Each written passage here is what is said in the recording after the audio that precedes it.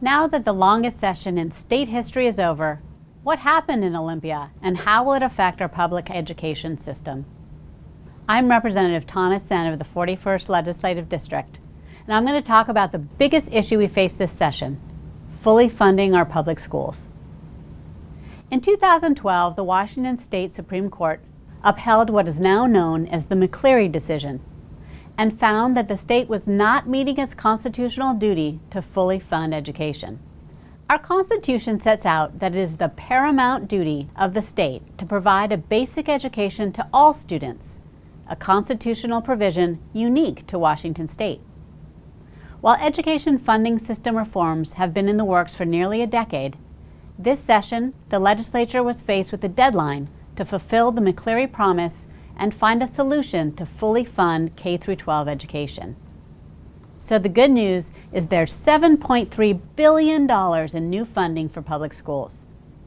That new money includes better pay for teachers and paraeducators, class size reductions, and investments in special education, highly capable and bilingual instruction.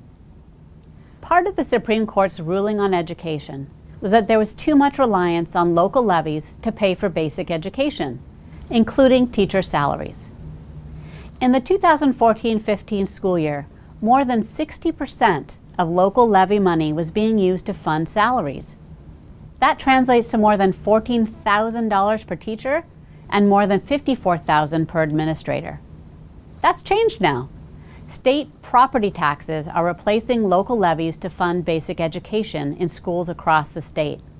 From now on, local school levies are only supposed to fund things outside the definition of basic education, such as seventh period, extended day and early learning, student enrichment, band, sports, and extracurricular activities.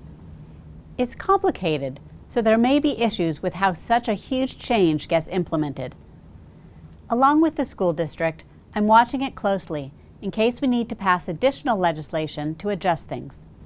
And I'm working with other lawmakers on possibly finding a different, better funding source for our public schools instead of relying so much on property taxes.